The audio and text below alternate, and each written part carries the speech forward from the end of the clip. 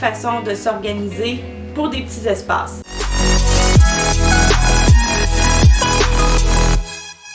Bonjour tout le monde et bienvenue dans une nouvelle vidéo de Maman et ses 8 pyjamas. Vous avez décidé de faire l'école à la maison à vos enfants, mais vous n'avez pas un grand espace ou encore vous n'avez pas de pièces que vous pouvez désigner pour faire l'école. Alors comment on s'organise dans des petits espaces? Je vous montre ça tout de suite. La première solution de rangement que je vous montre, c'est le plateau. C'est un plateau qu'on peut retrouver chez Michaels. Et il y a plusieurs compartiments comme vous pouvez voir. Donc il y a l'espace de tablette pour vraiment travailler dessus. Sur le côté ici, vous avez un grand espace où, comme vous pouvez voir, des cahiers peuvent bien rentrer sans problème. Et il y a deux petits compartiments ici. Donc il y en a un où on peut ranger différentes affaires, comme par exemple des cartes éclairs ou des trousses, ou même carrément tous les crayons de ce côté-là. Donc, l'essentiel de ce que votre enfant a besoin pour faire l'école à la maison peut être rangé dans ce plateau-là. L'avantage que j'y vois, c'est que justement, si vous n'avez pas de pièces attitrées, votre enfant peut travailler un peu n'importe où dans la maison. Il peut travailler autant par terre parce que ça va se soutenir par lui-même, ça va faire une petite table. Il peut travailler sur un canapé, comme vous pouvez voir, si je m'installe confortablement, ça me fait une table où je peux travailler. Il peut le faire dans sa chambre, dans votre chambre, dans n'importe quelle pièce de la maison, il peut le faire. Donc, si vous n'avez pas de pièces attitrées, ça peut vraiment être quelque chose d'intéressant. C'est un bureau portatif. Donc, ça, c'est la première solution que je vous présente. Ça coûte environ une dizaine de dollars et ça arrive souvent que Michaels font des promotions sur cet article-là. Donc, ça peut être intéressant. Il y a plusieurs couleurs différentes, donc vous pouvez faire choisir votre enfant. Puis, c'est quelque chose, ça va être son bureau portatif. La deuxième solution que je vous présente, ce sont des bacs de rangement pour papier scrapbooking. Comme vous pouvez voir, ça prend une certaine hauteur, donc ça peut être rangé dans un garde-robe, par exemple, ou sur une grande tablette. Donc, ça peut être rangé carrément dans le garde-robe de votre enfant. Vous faites un espace exprès. Et ce que vous allez faire, c'est que c'est des compartiments qui sont de cette grandeur-là. Ici, ils sont à 6,99 $. C'est toujours chez Michaels que je trouve ça. Mais il peut y en avoir des similaires ailleurs. Ce que j'aime, c'est parce que comme c'est pour du papier scrapbooking, c'est beaucoup plus large. Donc, il y a la possibilité de rentrer plusieurs sortes de matériel. Ce que vous pouvez faire, c'est d'en avoir un pour chaque journée de la semaine. Moi, dans ceux-là, ce que j'ai arrangé, c'est le matériel pour mes préscolaires. Parce qu'on a beaucoup de matériel de manipulation au niveau du préscolaire, donc prématernelle, maternelle, même première année. Donc, au lieu d'y aller par matière, ce qu'on va faire, c'est qu'on va y aller par sorte de matériel. Donc, par exemple, ici, si je l'ouvre, j'avais mis une roulette, un casse-tête, des cartes éclairs et un cahier qu'on utilise avec un marqueur effaçable à sec. Donc, on peut aussi mettre les cahiers d'exercice à l'intérieur, mais moi, je trouvais que pour le matériel de manipulation, pour varier à chaque jour, pour pas que ce soit toujours le même matériel, puis pour pas se casser la tête à toujours devoir dire à chaque jour « Ah, c'est quel matériel que je vais utiliser », ben, on peut prendre tout notre matériel de manipulation et l'organiser par journée. Donc, comme ça, on utilise l'ensemble du matériel qu'on s'est procuré et on l'a distribué au niveau des 5 journées. Puis moi, j'ai essayé de mettre au niveau des mathématiques, au niveau de l'écriture, de l'alphabet et au niveau manipulation, motricité fine, logique, etc. Donc, c'est comme ça que j'ai organisé ça. Par contre, ce système-là peut aussi être organisé par matière. Comme par exemple, pour les plus vieux, on a 5 matières qui sont obligatoires, donc français, anglais, mathématiques, sciences et univers social. Donc, on peut mettre les cahiers de chaque matière dedans. Et si on a du matériel supplémentaire comme des cartes éclairs, etc., on peut y aller par matière aussi. Donc, quand on travaille une matière, on prend le bac au complet, on utilise ce qu'il y a dedans, puis après ça, on change de matière en changeant de bac simplement. Donc, pour l'ensemble, c'est une trentaine de dollars pour l'ensemble au complet. Mais ça nous permet d'avoir un peu plus de matériel que dans le plateau que je vous ai parlé précédemment.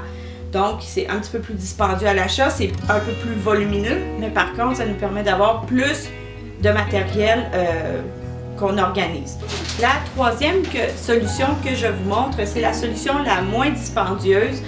C'est un petit plateau transportable, un petit caddie à ménage. Dans le fond, on trouve ça au Dollarama. J'ai gardé l'étiquette exprès pour environ 3 $. Et on peut glisser les cahiers, des cartes éclairs, des bacs avec des crayons, des trousses, etc. Donc ici, il y a l'entièreté de ce que ça prend, les 5 matières principales. Vous pouvez rajouter encore, il y a encore de la place comme vous pouvez voir. Donc, il y a possibilité d'avoir un petit peu plus de matériel. C'est une façon de transporter l'ensemble du matériel de votre enfant.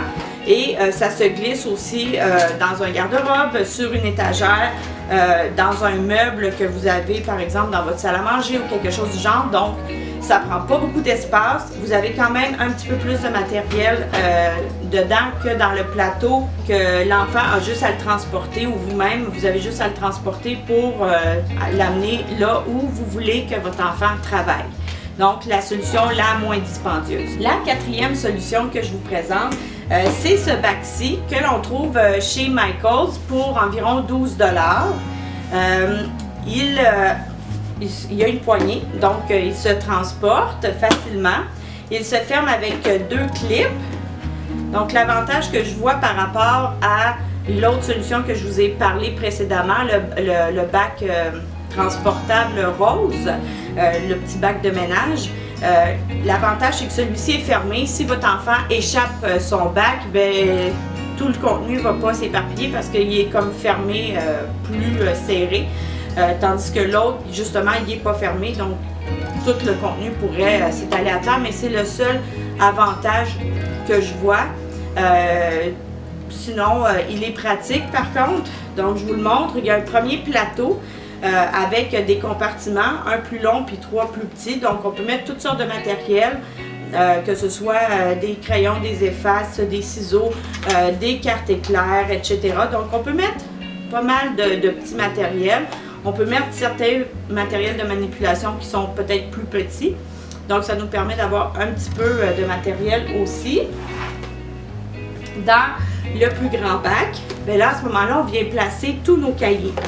Donc, comme vous pouvez voir ici, il y a quand même une bonne épaisseur de cahiers qui rentrent.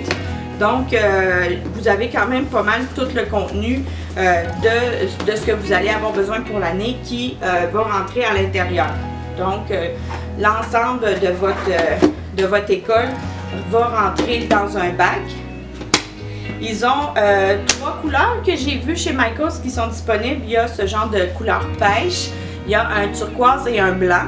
Donc, c'est sûr que si vous avez plusieurs enfants qui font l'école à la maison, ben c'est quand même facile d'avoir un système comme ça ou comme le système, le petit plateau rose que je vous ai montré qui se transporte. Parce que chaque enfant a son école dans un bac qui transporte. Donc, et ça se range, comme vous voyez, c'est vraiment pas très gros. Donc, ça se transporte assez facilement. Donc, c'est la deuxième solution, la troisième solution la plus économique. Et la première, c'est le bac du Dollarama que je vous ai montré. La deuxième, c'est le plateau. Puis ça vient en troisième. C'est 3 $ de plus que le plateau à peu près. Mais encore là, des fois, vous pouvez avoir des coupons chez Michaels. Donc, surtout, je pense, si vous vous abonnez à l'infolettre, vous devenez comme membre. Et puis, souvent, vous avez comme 30% de rabais sur vos achats. Donc, ça peut être intéressant. Donc, voilà la quatrième solution. La dernière solution que je vous présente, c'est la plus dispendieuse et la plus volumineuse, mais ça reste encore très confiné. Ça va dépendre de l'espace que vous avez de disponible à la maison. C'est un système de rangement sur roulette. Il y a deux différents modèles. Il y a celui avec 2, 4, 6, 8, 10 tiroirs et il y a celui à 5 tiroirs. Celui à 5 tiroirs, les tiroirs, comme vous l'avez deviné, sont le double des autres. Donc celui-ci, c'est bien pour le séparer soit par matière ou encore par jour de la semaine. Et celui-là, c'est vraiment, il y a plus de contenu, comme par exemple ici, on peut organiser un peu plus détaillé, comme par exemple l'espace pour les devoirs, les matières. En bas, vous ne le voyez pas, mais il y a par exemple tout ce qui est manipulation, puis ici on a des extras. Donc, ça permet de mettre un peu plus de contenu. Comme par exemple, moi, ce tiroir-là, je l'ai pris pour Ruth. Donc, Ruth est en DIP, c'est-à-dire déficience intellectuelle profonde. Donc, c'est un programme qui n'a pas de cours théorique. Donc, si c'est le cas de votre enfant, vous pouvez mettre des objets de manipulation pour travailler les différents objectifs que vous vous êtes fixés. Donc, à ce moment-là, on peut le mettre un peu comme l'autre système que je vous ai montré, avec les bacs de scrapbooking. C'est le même principe, sauf qu'étant donné qu'ils sont plus profonds que les bacs de scrapbooking, bien à ce moment-là, ça permet de mettre du matériel qui est beaucoup plus volumineux. Ça ne serait pas rentré dans le bac de scrapbooking, par exemple. Donc, celui-ci, il peut être intéressant si vous avez du matériel de manipulation qui est beaucoup plus gros. Donc, on a plus de place. Puis, celui-ci, c'est vraiment, moi, celui-là, je le conseillerais pour les enfants qui sont beaucoup plus vieux, comme 3e, 4e, 5e, 6e année, même secondaire, parce qu'on a des grands qui font l'école, le secondaire à la maison. Donc, c'est plus facile d'organiser avec ça. Ils peuvent l'avoir dans leur chambre, travailler soit dans leur chambre, ou même, étant donné que c'est sur roulette, ils peuvent le promener aussi pour le mettre, pour travailler là où ça leur plaît de travailler. Donc, il y a des avantages à celui-là, dans le sens que c'est une organisation qui est plus détaillée. Vous pouvez mettre plus de contenu. Par contre, il est plus volumineux en termes d'espace et il coûte un peu plus cher. Ceux-là, les deux sont au même prix à 48,99 je crois chez Michaels. C'est deux qui sont vraiment des utilités semblables mais différentes en même temps. Donc, si vous avez un peu plus d'espace, ça peut aussi être rangé dans votre salon, dans la salle à dîner, à côté de votre buffet par exemple, quelque chose comme ça. Donc, ça fait vraiment plus petit meuble. Donc, ça, c'est aussi une autre solution. Il y a évidemment d'autres solutions qui existent, mais qui sont plus dispendieuses. Il y a des meubles sur roulette qui existent aussi avec différents tiroirs qu'on peut trouver chez Ikea par exemple. Mais là, on parle d'une centaine de dollars. Et c'est des tiroirs qui sont à peu près la hauteur du bac à scrapbooking que je vous ai montré. Donc, ils sont plus larges aussi. Donc là, on s'en vient aussi dans quelque chose qui prend un peu plus d'espace que ce que je vous ai montré là. J'ai tenu à rester dans un budget qui était assez restreint. C'est parce que ça se peut que si vous ayez décidé en ce moment de faire l'école à la maison, ce soit à cause de la pandémie, à cause du port du masque, à cause de tout ce qui dérange peut-être votre enfant, à cause de la situation actuelle qu'on vit dans nos écoles, puis que ça risque d'être peut-être pour vous une solution temporaire. Donc à ce moment-là, ça ne vaut pas la peine d'investir des centaines de dollars pour installer l'école à la maison si dans votre tête c'est quelque chose de temporaire le temps que la situation se rétablisse. Vous pouvez aussi matcher plusieurs de ces solutions-là. Vous pouvez décider d'avoir un gros système de rangement comme ça, mais d'avoir le plateau pour que votre enfant puisse travailler un peu partout dans la maison. Donc, ou vous pouvez décider d'avoir un rangement comme ça, par exemple pour le matériel théorique de votre enfant, puis finalement d'avoir,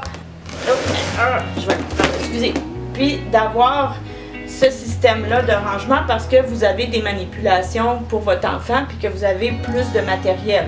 Donc, il y a des combinaisons qui sont possibles dans plusieurs des solutions que je vous ai montrées. Donc, c'est à vous de voir l'espace que vous avez, ce que vous avez aussi comme matériel, puis ce que vous voulez en faire de votre école. Donc, je voulais vous présenter ces solutions-là pour vous aider à mieux organiser votre école. J'espère que ces solutions vous auront plu, que vous avez pouvoir trouver quelque chose qui va vous convenir dans ces idées que je vous ai proposées. N'hésitez pas à liker la vidéo si vous l'avez aimée, la partager pour que si vous avez des amis ou des connaissances qui aussi cherchent à faire l'école à la maison, qui puissent avoir ces idées de solutions de rangement. Et n'hésitez pas à vous abonner à la chaîne pour avoir d'autres idées comme ça pour vous aider à faire votre école à la maison. À la prochaine!